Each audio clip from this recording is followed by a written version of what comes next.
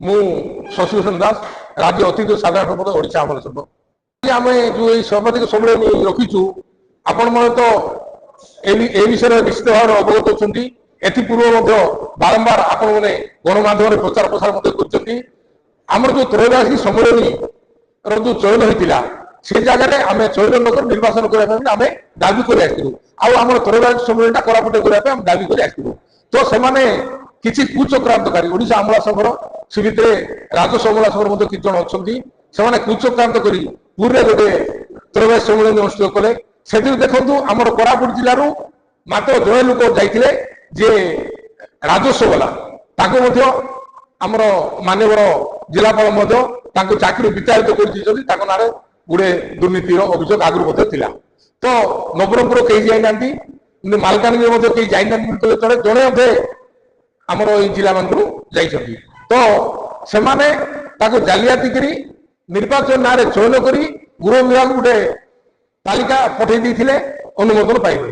से समय जिते आम त्रयोदशी सम्मेलन होता से समय जोरदार विरोध प्रदर्शन होता आपण मन तो निश्चित भाव जानते सबू खबर कागज प्रचार प्रसार होता एने आपण मैंने जिते सरकार दृष्टि आकर्षण कले यह सब घटना को नहीं तो गृह सचिव आमर साधारण संपादक ओडिशा आमल संघ को कैफत तलब कर 7 दिन भितर तथ्य प्रदान करने पूर्व राजस्व अमला संघ गोटे पत्र लिखते गृह विभाग सचिव को और राजस्व विभाग सचिव को जे राजस्व अमला माने राजस्व अमला संघ अच्छा ओडिशा आमला संघर प्रत्येक कार्यक्रम में जाकि योगदान करपरिक स्वतंत्र छुट्टी नौ तो